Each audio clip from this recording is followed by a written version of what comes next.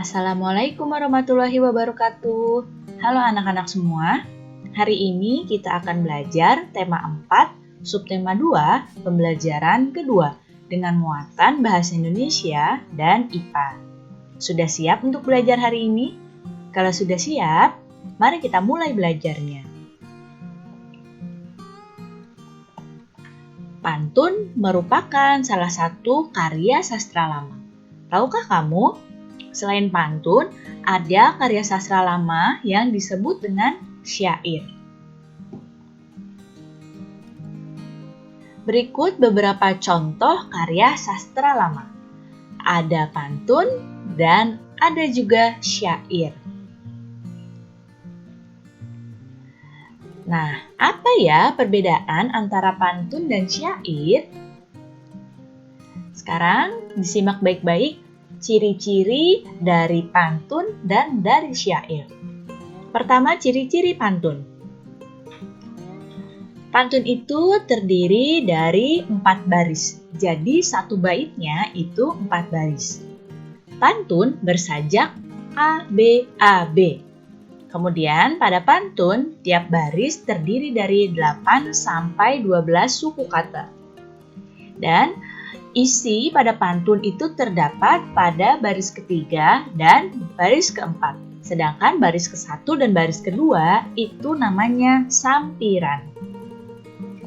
Sedangkan pada syair, ini ciri-cirinya. Pertama, terdiri dari 4 baris. Sama ya. Syair itu satu baitnya terdiri dari 4 baris.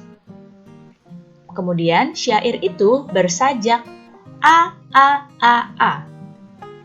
Tiap baris syair terdiri dari 8 sampai 12 suku kata. Dan sedangkan pada syair ini semua barisnya merupakan isi. Sekarang lihat contoh pantun berikut ini. Tinggi kokoh berdiri gagah. Tumbuh besar si pohon jati, lebih baik kita mencegah daripada kita mengobati. Nah, dilihat di sini. Ini satu bait pantun ini terdiri dari 4 baris. Baris 1, baris 2, baris 3, baris 4. Baris ke-1 dan kedua pada pantun ini disebut dengan sampiran. Baris ketiga dan baris keempat pada pantun ini disebut dengan isi. Nah, pada pantun ini bersajak ABAB. Perhatikan baik-baik ya. Mana yang disebut sajak ABAB? Pada baris ke-1 dan baris ketiga ini sajaknya A. Karena huruf belakangnya ini sama. Pada baris ke-1 dan baris ketiga ya. Jadi kita sebut sebagai sajak A. Kemudian sajak B, ini baris 2 dan baris 4 ini belakangnya sama yaitu T. Nah ini adalah sajak B. Jadi baris ke-1 dan baris ketiga itu sajak A dan baris kedua serta baris keempat itu sajaknya B. Makanya pada pantun disebut bersajak A, B, A, B. Sekarang kita lihat contoh syair. Jagalah kesehatanmu, jagalah makananmu, agar selamat hidupmu hingga di hari tuamu. Nah, kita lihat di sini, ini juga sama ya. Satu bait pada syair ini terdiri dari 4 baris. Baris 1, baris 2, baris 3, baris 4. Nah, kalau pada syair, keseluruhannya ini adalah isi. Jadi maknanya ada pada keseluruhan syair. Sedangkan pada pantun kalau mau cari maknanya, kita lihat pada baris ketiga dan baris keempat. Kalau pada syair, kita harus baca keseluruhan syairnya karena keseluruhan syair ini adalah isinya. Kemudian pada syair ini bersajak A, A, A, A. Kita lihat nih. Nah, mulai dari baris ke-1, baris kedua, baris ketiga, dan baris keempat, akhirannya ini sama semua. Makanya disebut dengan bersajak A, A, A, A. Kalau belakangnya mu, maka sampai baris 4 mu. Kalau belakangnya A, maka harus sampai baris keempat itu A. Ini ya perbedaannya ya, antara pantun dengan syair. Nah, temanmu akan membacakan sebuah pantun. Pergi bermain bersama Rima, tak lupa mengajak Deli. Kesehatan adalah hal utama, kesehatan tak dapat dibeli. Nah, kemarin kalian sudah belajar beberapa gangguan pada organ peredaran darah. Nah, sekarang kita akan belajar tentang penyebab gangguan organ peredaran darah. Penyebabnya ada dari faktor non-keturunan.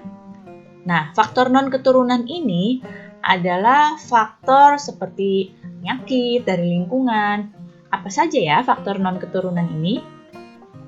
Ada jantung koroner, gangguannya, kemudian ada gangguan hipertensi dan hipotensi, ada anemia, dan ada kanker darah atau leukemia. Dan penyebab yang kedua ada di faktor keturunan. Nah, kalau faktor keturunan ini berarti sudah bawaan dari orang tuanya. Apa saja faktor keturunan ini? Ada gangguan yang disebut dengan hemofilia dan ada gangguan thalassemia. Kita akan pelajari yang belum ya. Kemarin kita sudah membahas jantung koroner, hipertensi, dan hipotensi. Sekarang kita akan membahas anemia, leukemia, hemofilia, dan thalassemia. Pertama adalah anemia. Anemia ini merupakan suatu keadaan seseorang kekurangan hemoglobin di dalam tubuhnya. Apa fungsinya hemoglobin? Hemoglobin ini fungsinya untuk mengikat oksigen di dalam darah. Penyebabnya anemia adalah makanan yang dikonsumsi itu kurang mengandung zat besi. Gejalanya yaitu mudah lelah, tampak lesu, pucat, dan sering merasa pusing. Nah, pada gambar ini adalah gambar sel darah merah. Nah, kalau pada sel darah merah normal, ini seperti ini ya, seperti yang di sebelah kiri.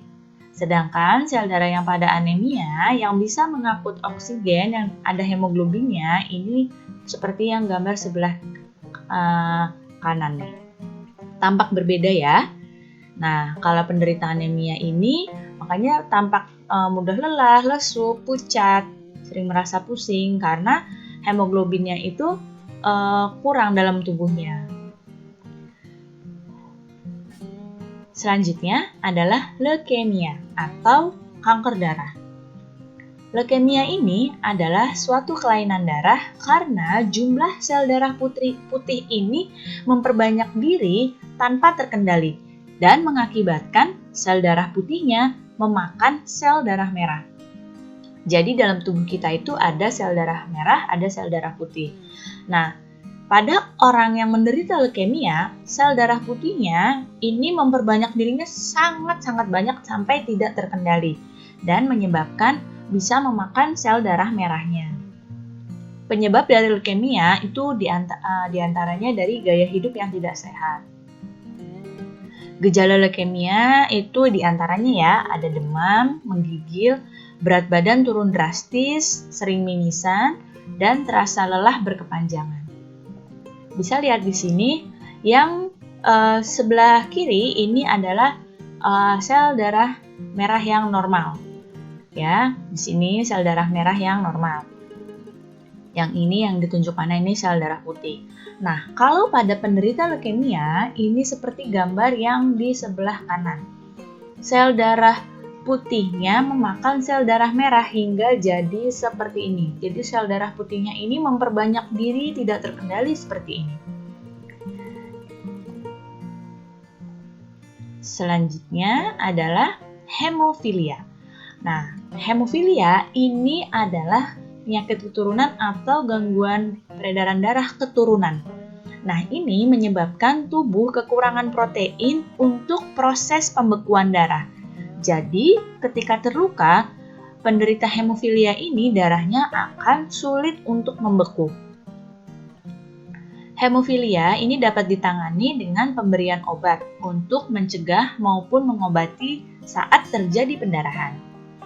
Nah, bisa dilihat di sini.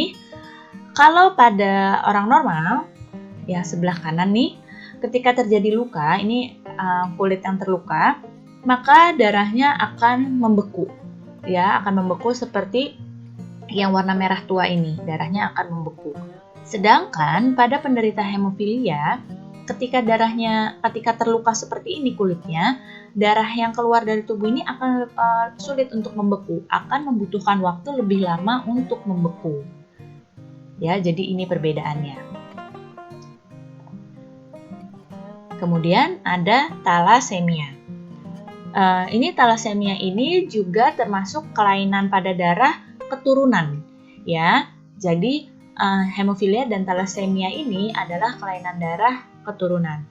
Pada thalassemia ini adalah kelainan pada darah sehingga bentuk sel darah merah ini tidak normal dan tidak beraturan. Pada penderita thalassemia, sel darah merah tidak bisa berfungsi dengan baik dan sel darah merahnya juga mudah rusak. Sehingga oksigen yang dialirkan ke seluruh tubuh ini tidak cukup karena rusaknya sel darah merah tadi. Nah, bisa kalian lihat di depan kalian. Sel darah merah yang normal ini seperti pada gambar yang Ibu tunjuk nih yang di sebelah kiri. Ya, ini bentuknya bulat normal seperti ini, keping-keping darahnya. Kalau pada penderita thalassemia, bentuk darahnya tidak beraturan seperti gambar yang di sebelah kanan. Lihat keping darahnya tidak normal dan tidak bulat seperti yang sebelah kiri. Ya, bentuk darahnya tidak beraturan dan bentuk sel darah merahnya itu tidak normal.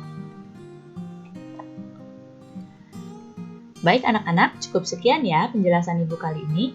Mudah-mudahan kalian paham dan mengerti. Terima kasih anak-anak semua. Sampai jumpa lagi. Wassalamualaikum warahmatullahi wabarakatuh.